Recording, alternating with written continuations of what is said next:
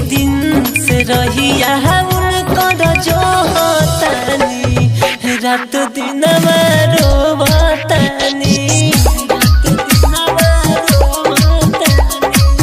रात दिन रोवतानी। Mix by Sneha recording studio Jamo Chandtola. Mix by Sushil DJ Raja Bagh Padhariya. छोड़ी है न साथ हाथ धोके क्रिया खोइले रहली भाई के भेज हमके शादी